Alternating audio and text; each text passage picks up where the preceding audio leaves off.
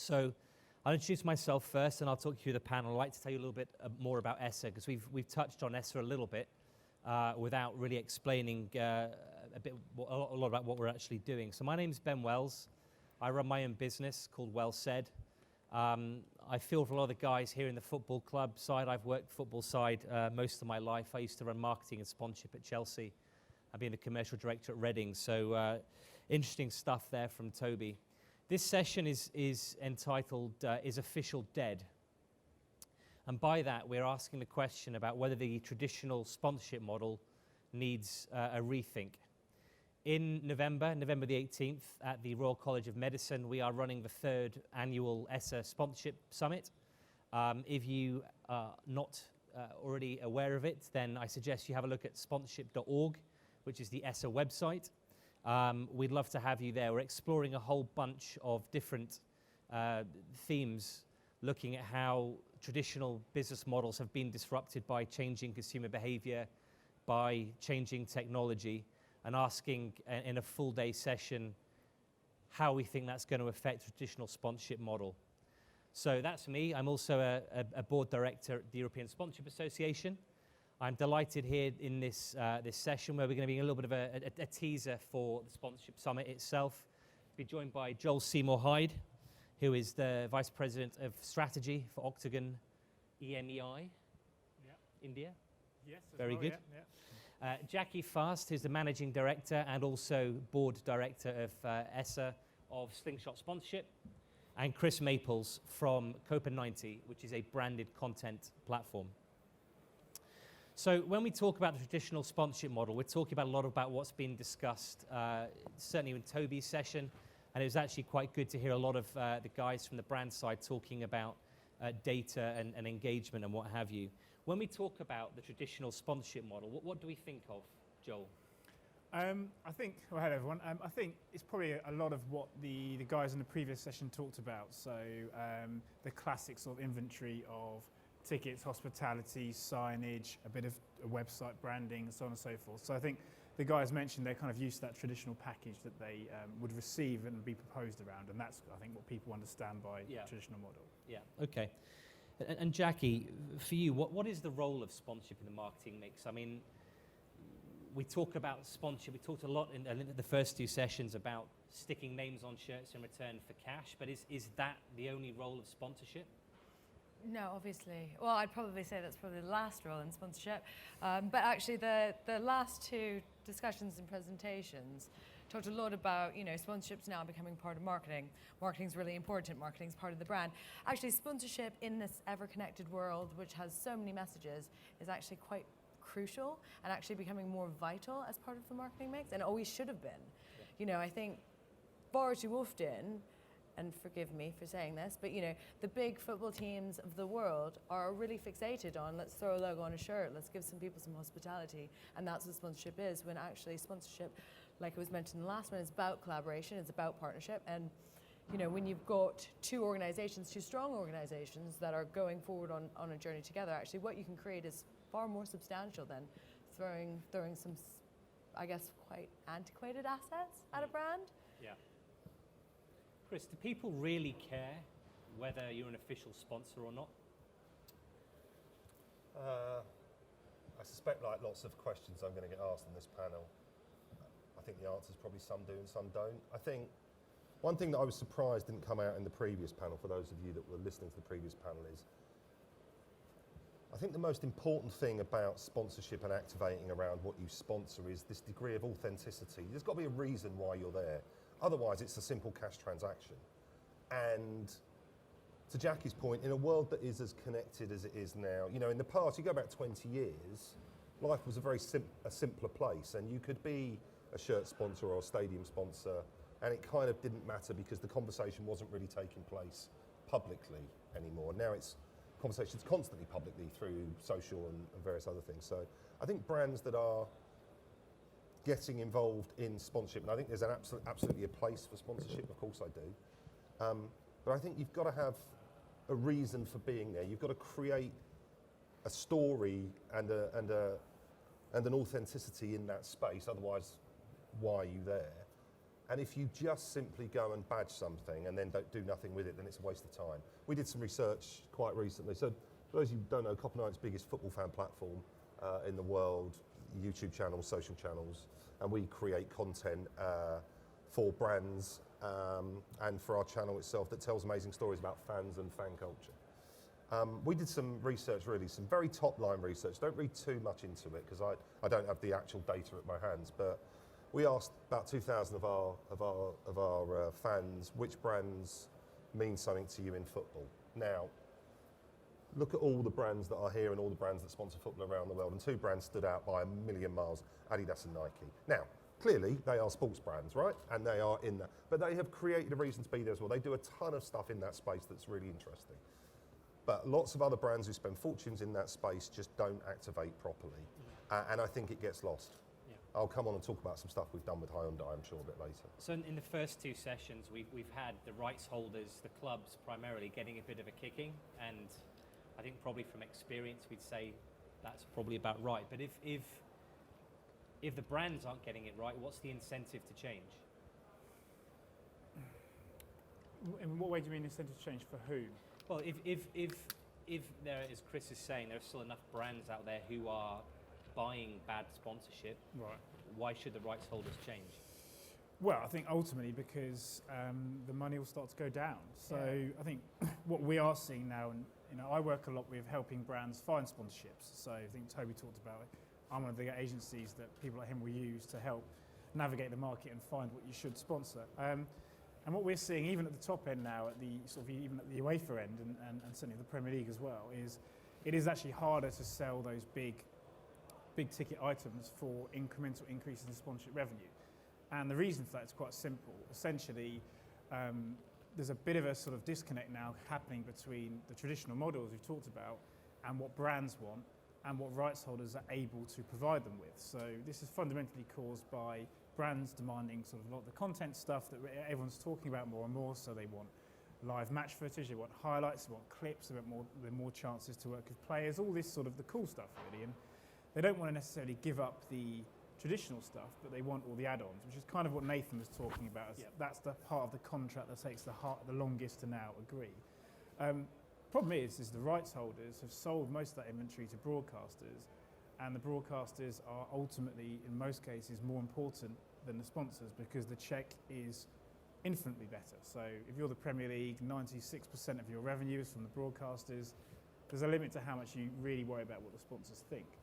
And in that environment, then ultimately, if the brands aren't getting what they want and the rights holders won't shift what they'll provide, then the rights holders will need to understand or respect that if that paradigm stays the same, the fees will go down because they won't be able to deliver the added value that the brands want. So it's almost a case of you don't have to necessarily change if you don't want to, but you need to understand, therefore, that will have a knock-on effect to what your ambition commercially should be.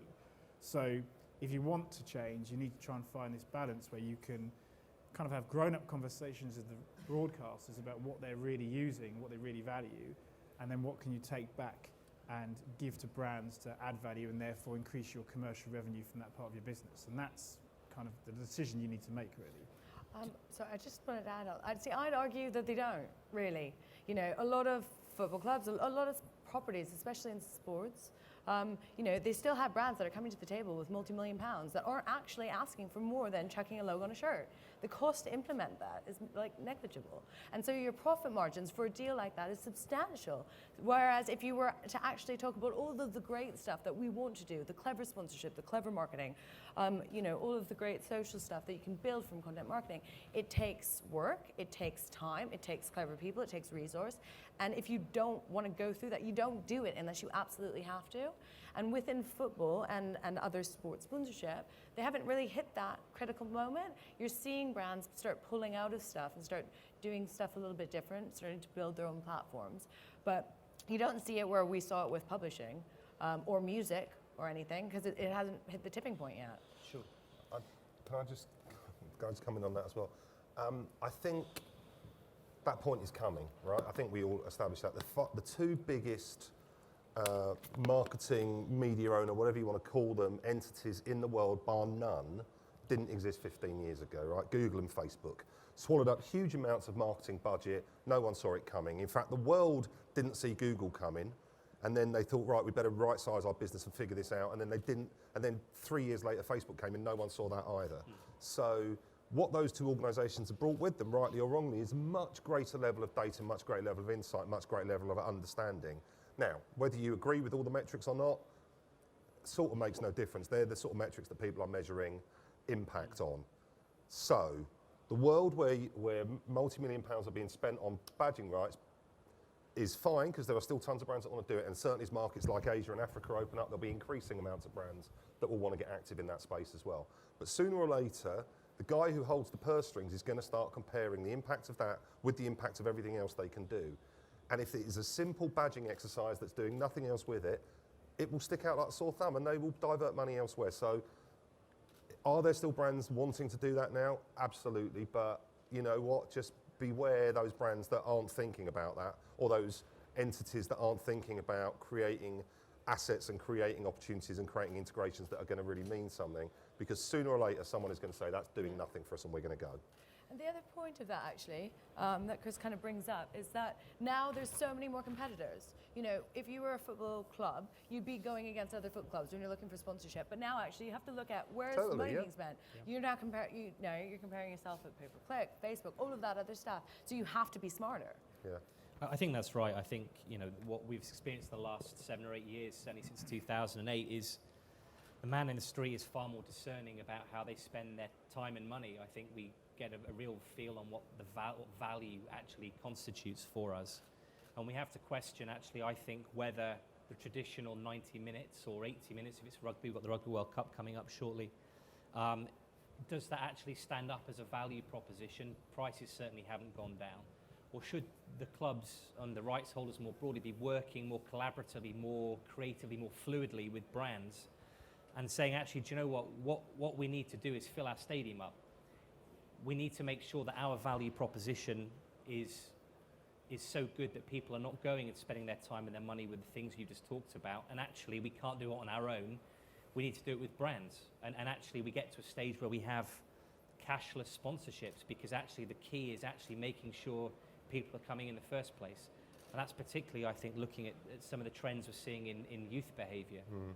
If I was going to recommend to look at any sort of best practice around the world, it's probably the US market. So the big US sports properties, so the MLB, the NBA, the NFL, these guys, they are actually, despite being huge, big, reasonably traditional platforms, are probably the most innovative at thinking about some of these challenges and how they can increase value for partners without, you know, having to completely replicate the model and actually add loads of value. So, you know, the NFL have been doing great partnerships with Google themselves actually now, so you can have like integrated search in Google. If you search for NFL on Google, your branded content can be seen there. So they're giving their brands value back because they know people are going to Google. The NBA have got some brilliant stuff to do with Twitter Amplify. So if brands are demanding, we want highlights and content, they use Twitter Amplify to put those highlights immediately onto Twitter just after a point scored, and that is sponsored by partners of the NBA. So again, so part of the solution is even not necessarily working the brands, is actually working with these people like Google, like Facebook, like Twitter, the guys where everyone's going, and finding ways to kind of get the content back and control it, and then add value that way. Because I think if you're a rights holder, the thing you're most scared about is people running campaigns around sport without having to use your rights. So just going onto Twitter, running a social campaign, and not having to pay to associate. So not necessarily ambush, but we're getting close to ambush. And if you actually bring these guys in with you, you can do revenue share models, lots of stuff you can do. You can take that control back and actually create better experiences for your consumers, and then you're going to kind of create that value exchange, which means everyone kind of wins, and I think that's the big answer to it. Chris, I mean, I think you probably agree with this, but I think the traditional linear TV model has disrupted, it's certainly not dead, but it's been hugely disrupted in the last few years. You know, do we see that fragmentation as a threat? I mean, most of the traditional sponsorship model is predicated on a media value, or is it an opportunity? Can we harness changing media consumption, changing technologies to build something a bit richer? I mean, I think that genie is out the bottle. If you're not, I don't think it's a question of can you do that. It's more questions if you're not doing it, then you're miles behind and and you're going to kind of wither on the vine a little bit. One of the things I think that's really interesting, again, about the previous panel, and even as much as we've talked about now, is that no one is talking about the fans themselves. They're the most important part in this trifecta between brands, rights holders, and the audience, because it's the audience that the brands are aiming to talk to and reach and create a dialogue with or sell something to.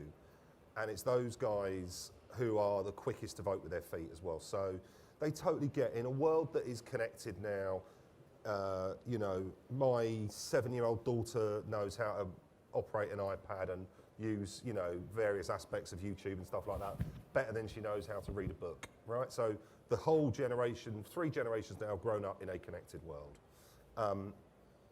They also understand, far better than anyone of my generation, does, that there is a value exchange between brands and content or experiences or whatever it is. They totally get that football clubs need to have badges on their shirts and stuff like that. They totally understand that. They're relaxed about that, but there has to be a value exchange.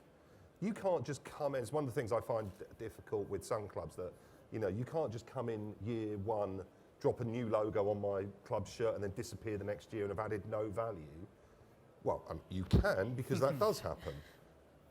But you haven't created any kind of meaningful relationship. I've got no greater reason to use your service or whatever. So I think people need to think about the association and relationship they're trying to build with fans. One of the things that we do, and we are a tiny part of this ecosystem, right? We help create content that helps brands amplify whatever it is they're doing. So the work we did with Hyundai, Hyundai, a major tournament sponsor, Euros, World Cup. Last year they approached us and said, it's the World Cup. We never activate around our World Cup sponsorship. We would like to do something. And so we created a series of films for them where we went over to Brazil. We did a city tour with Hyundai. We did some interviews in the back of cabs. Nothing particularly dramatic. But we also, in part of those films, we took fans on the journey into the favelas in Brazil to show them the soccer academies that were being launched in the favelas. We interviewed people in those soccer academies, realised how important soccer was in Brazil during the time of the World Cup. Hyundai brought the fans there, and we gave some people in the favelas tickets to the World Cup final. Complete life-changing experience. And we saw from that, through the comments that we got through the videos, it's dead easy in digital to know whether you're doing it right or wrong. People tell you. Like, you know, people, it's like going out onto the street with a kick me sign on your back. You post something online, people will talk to you about it. And they came back, and the amount of people that said, thank you very much, Hyundai and Copper 90, this was amazing. So then Hyundai go, do you know what, we've just started really building authenticity and just started really building a relationship with the fans.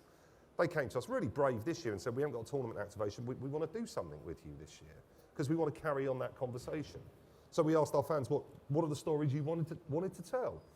We're 5 parts into a 6-part series. We've told stories about FC United of Manchester, which was Breakaway Club in Manchester. Hackney Wick FC. Hackney's the only North East London borough that doesn't have a professional football team. There's a bunch of lads trying to sort one out there, which is great. Wednesday Night Warriors, women's street football. The real life story of Moneyball, which is the guy that's just bought Brentford FC, who's a football gambler. And the most recent film that went live a couple of days ago is about amputee football.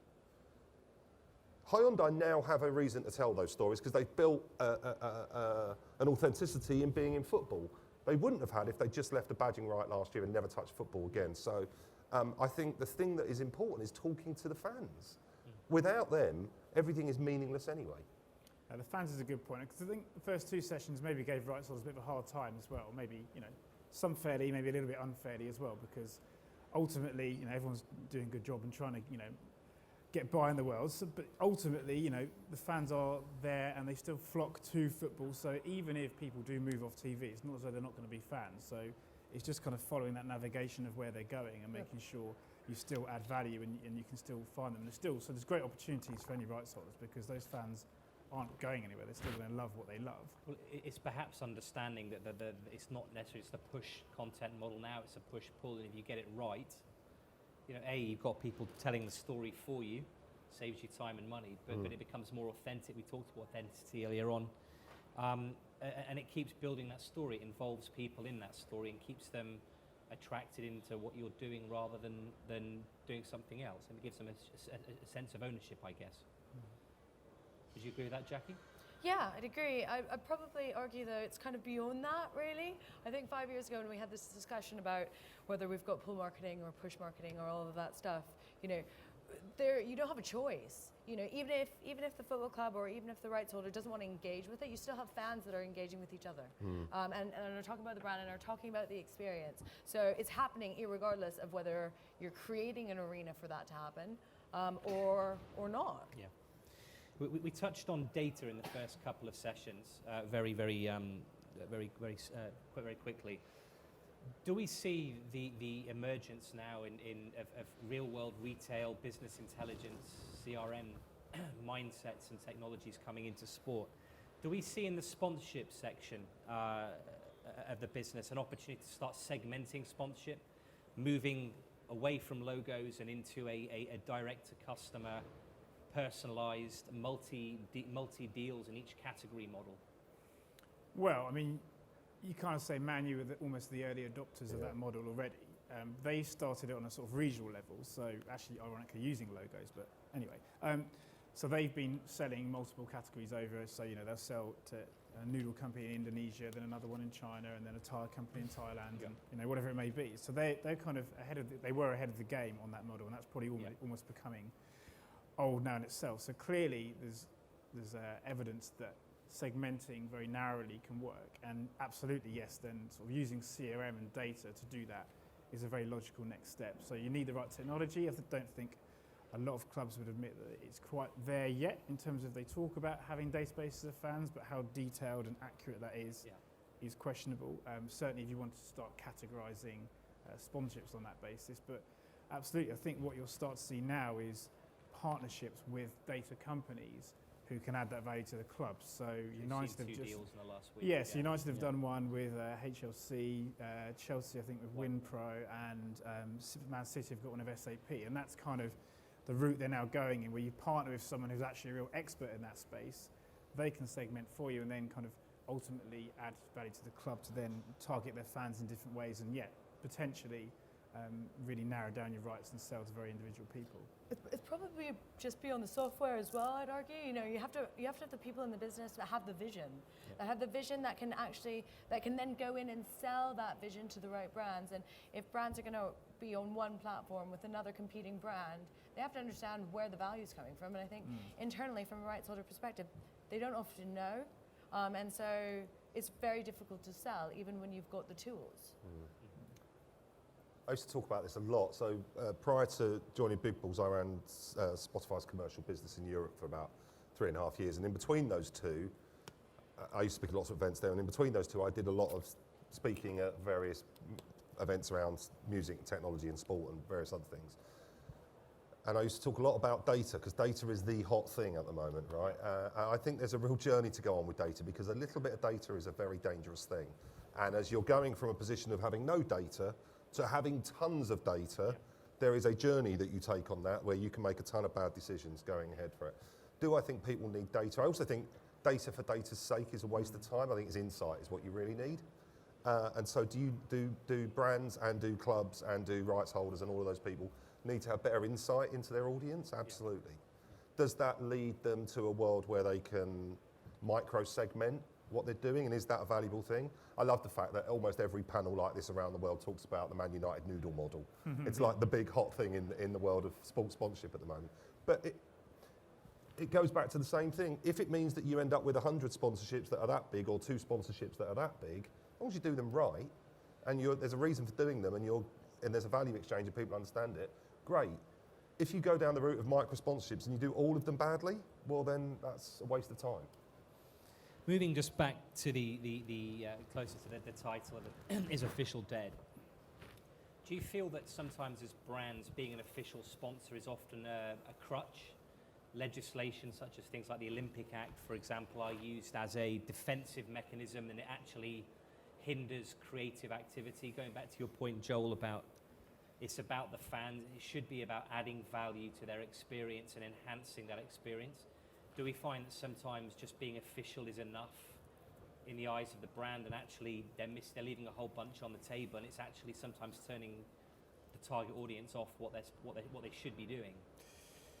I think you know, if we put aside you know how relevant and right official is for one point, and to answer the kind of question, sometimes official can be challenging because it can stop you being as nimble as your competitors. So one of the big examples of that is obviously there's a massive trend around real-time marketing now. So, for example, last night Wayne Rooney scored his 50th goal for England. Big moment. A lot of brands want to capitalise on that. I happen to work with a couple of brands who sponsor the England team, and clearly wanting to celebrate that achievement in real time on social is a big deal for them. Actually doing that as an official sponsor is kind of harder than it necessarily is if you're just a random brand who wants to talk about it, because if you're official, you've got to go to the rights holder, check what you want to tweet is going to be approved, get it out there, and get it out in real time. So one of the ways is obviously you pre-approve the tweets you want to send, and we do some things where we pre-approve the LED signage that is going to go around the stadium so it can link back to social. But if you wanted to do something even more reactive, it can be quite tough. So sometimes it may not even be that the brand is reluctant to do more than use their official rights, but it can be occasionally frustrating that it's actually hard to be as versatile as your competitors can be. But if you do it right, then you do have the inventory to make the message go a hell of a lot further. So if you can get it right, you have a reason for talking about it because you're involved. You have assets and inventory that bring it to life much more, so you can use imagery of Wayne Rooney or the England team, whatever it may be, and you have a load more distribution channels at your disposal as well. So the FA can use their channels to support you. So if you can do it, it can be incredibly effective, but you need to make sure you're kind of working with people who understand that reality and understand that to be more than just a badging exercise, the right sort of really needs to give you the tools to make it work properly. Jackie, your thoughts? Yeah, I'd agree, but I think it's around the flexibility of a rights holder and the negotiation of the deal. And I think again, going back to it, some of the big sporting properties are quite restricted. The Olympics are fairly restricted. Whereas if you're a brand and you want to work with those types of things, if you want to get the most out of your sponsorship, there's a lot of other properties out there that will allow you the flexibility to do that. I just got back yesterday from a music festival, and we don't have to pre-approve tweets. And the reason why that is because we've got a really strong relationship with the rights holder. We've already agreed content. We've looked at, so as it happens, so we were backstage with artists, and as it happens, we worked with the artists. We didn't have to actually sign anything off because we're working in partnership with the rights holder. And I think when you've got that kind of relationship, when it is more of a partnership rather than a badging exercise, you've got the flexibility, and then you've got everything that Joel said. You've got the right assets, you've got the history, you've got the rights owner that will then go and retweet it to all of their audience. So the collaboration and trust is building value for all the stakeholders. Yeah. I think it depends what you're trying to do, doesn't it? So if you're clear on what your as a brand, if you're clear on what your objectives are, what you are trying to achieve through a official sponsorship, well, if being the official sponsor hits on those brilliantly, then great, fantastic. But if you want to be an official sponsor and you want to be a bit avant-garde and a bit provocative as well, then those two worlds really clash, and it's really difficult. And you might be lucky with music festivals, and you might, one or two might be okay, but being the official sponsor of the World Cup and then trying to do something really provocative on social media is probably not the right vehicle for you. But I think as long as it marries with what your objectives are, I think it's fine. Okay, we're just going to take one last question before we break for lunch. We've seen a lot of disruption. We've talked about disruption again. We talked about music earlier on, video gaming being very similar. We're seeing in other sectors the likes of Airbnb disrupting the hotel model or Uber, the taxi model. What do you think the sponsorship industry should be looking to take from those kinds of trends and lessons that we can learn and things that we can apply to make it an even more effective marketing medium? I've quite big opinion on this one. I think it's probably not actually necessarily a responsibility of the sponsorship industry per se. I think there's a much bigger potential challenge coming around the broadcast environment, which obviously sponsors are part of.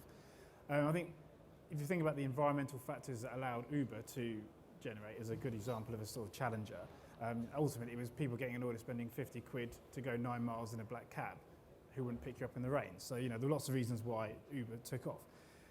In sports broadcasting, I think there's a storm brewing around in the UK around this battle between Sky and BT, where actually as a consumer now, you're coming to a point where it's impossible to get all the sports content you want via broadcast unless you buy both subscriptions, which I don't know about your household, but that's not being signed off in mine. So, and then I think some people can't even afford one or the other. So you're in that situation.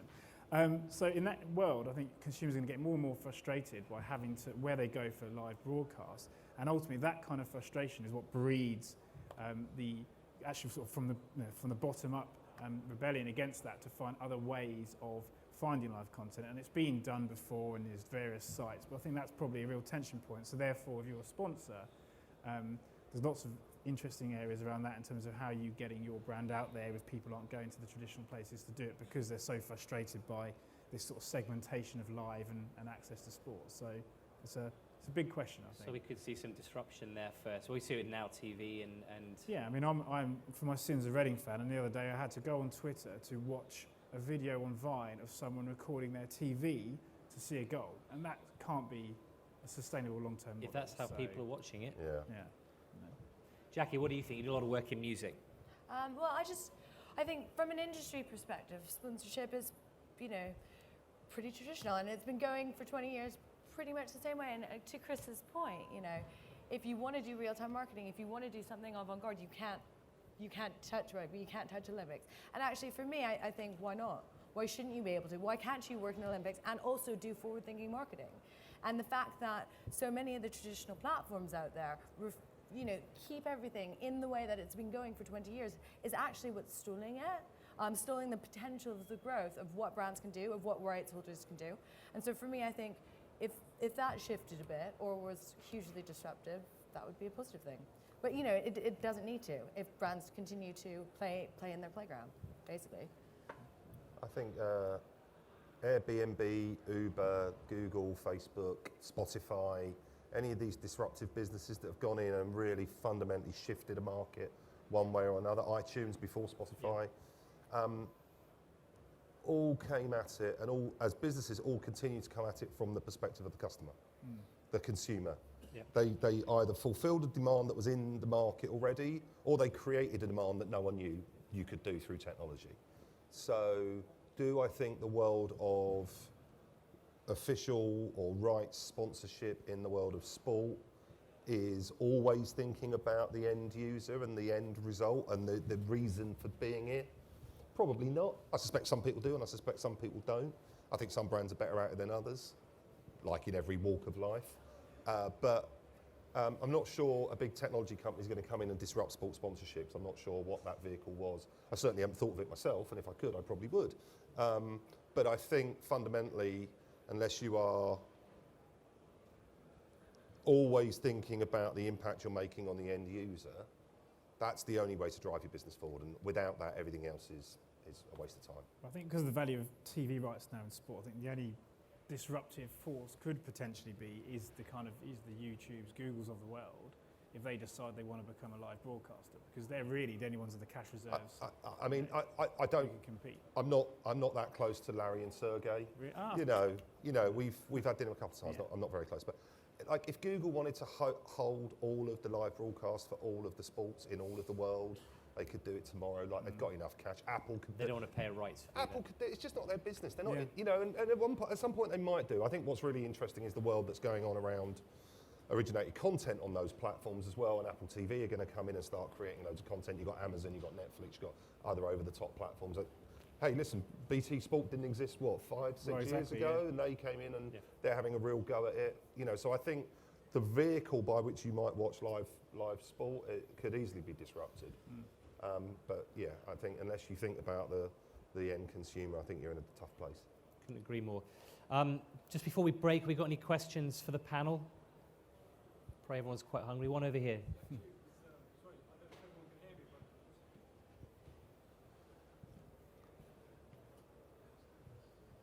but very interesting chat, and actually touched upon a question I wanted to ask at the end of the last forum about connectivity, which the lady mentioned about official rights and partnering up with a brand involves bureaucracy, red tape, and speed, which the quicker you can connect at the grassroots is the way forward. And like the gentleman said, the Googles of this world, the Facebooks, the Twitters, might be redundant to a certain degree in 5 years' time with some of the new platforms coming on board. But they are a very good vehicle for brands and venues to connect directly with the end user, the fan. And sometimes official rights is about controlling the message, because that's about the sponsorship. And you might have already lost it. You might already be too late. By the time marketing departments and sponsorship departments decide what they need to do, the message is already out there. People have made their mind up. They know what they're doing. So to a certain extent, official sponsorship partnerships could be dead in the traditional sense. It's about controlling the message, and the message is out there. It's connecting as quick as you can using a platform like Facebook or other platforms with the end users, who are the kids of tomorrow, the youngsters growing up. I think that's quite critical. So the lazy shirt sponsorship or the easy big ticket item might be dead in terms of getting the message across. Connecting is the critical thing. I think to that point, I wouldn't want anyone to leave this panel thinking anything that is traditional, shirt sponsor, stadium sponsor, is a terrible thing. You've got to do really smart, clever little things online. My philosophy is, and I think you're right, the world is so connected now, you just can't operate in a vacuum. My philosophy is still the same as it has been for 25 years in and around this business, which is, if you're going to do something, do it right and do it well. And if that means using other devices, other platforms to amplify what you're doing, speak about what you're doing, create a reason to do it, great. I don't think the world of traditional sponsorship is going to die and everyone's going to be doing really cool stuff online. I think there's a world for both of them, but you just got to do it properly and do it well. Thank you. Any more quick question at the back? Thank you. Thank you.